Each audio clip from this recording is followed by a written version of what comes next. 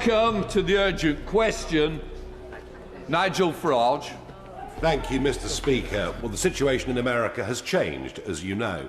The British government went around America and said a whole load of things, such as it was legally necessary to give away the Chagos Islands, which of course wasn't true. Do not give away Diego Garcia. Capital letters from the American president. He likes capital letters in his posts.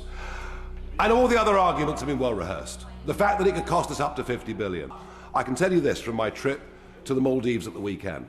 There is no basis, historically, culturally, in any way, for Mauritius to have a claim on those islands. And the Maldives are upset for two reasons. One, there has been great stability in this region for decades. And what happens with this treaty, if it goes through, is you finish up with a turf war going on between India and China in the region. Yeah. Minister. Mr. Speaker, the honourable member for Clacton suggests that we have gone around the American government. I have set out already in my response the extensive talks that we have had with both secretaries and indeed the President of the United States within recent months on this question. There is no question of going around the US government. The honourable member says, well, what has changed? Clearly, the view of the United States President may well have changed, but the treaty has not. I do not understand his surprise, or those who travelled with him, that when you sought over the weekend to film a video on a sensitive military site under the control of the UK, it is part of the British Indian overseas territories, you know, and I would encourage the honourable member and indeed every member of the public to check British travellers. Order. You keep saying you. I am absolutely not responsible about this filming or the involvement. Please. I'm being drawn into something I don't wish to be at this stage. Mr. Speaker, I can only apologise. We not seek to draw you into such a flagrant incident of ignoring travel advice. The treaty is, as it was signed, it is going through both houses of Parliament. We are discussing this with our American colleagues. The fact that the honourable member sought to take a selfie video on the islands does not change any of those facts. Something extraordinary happened in Parliament this week, and almost nobody is talking about it. Nigel Farage stood up in an urgent parliamentary debate and levelled a serious accusation at the Labour government.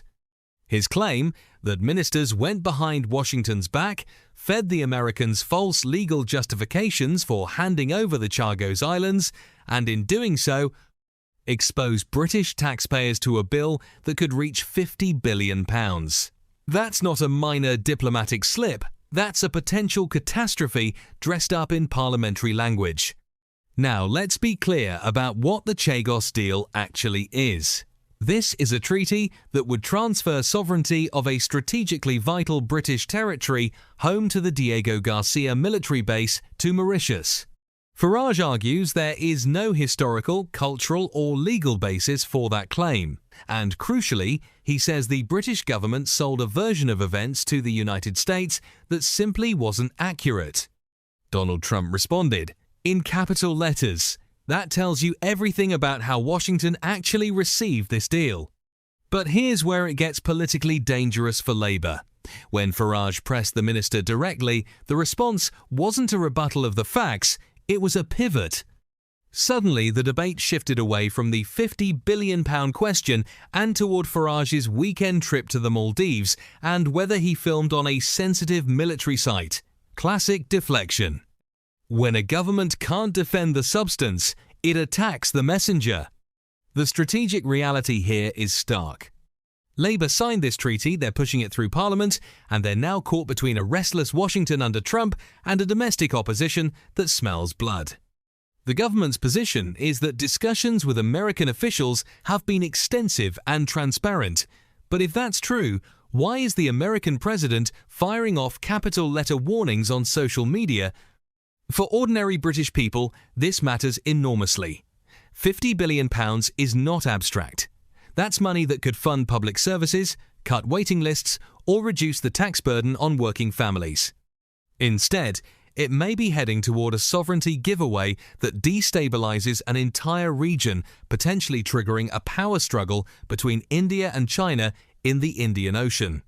Parliament is meant to be where power gets held to account. What we saw this week was a government under pressure choosing obfuscation over transparency. And the questions that went unanswered in that chamber will not disappear. They will follow this treaty all the way to the final vote. The real story here isn't who filmed what on which island.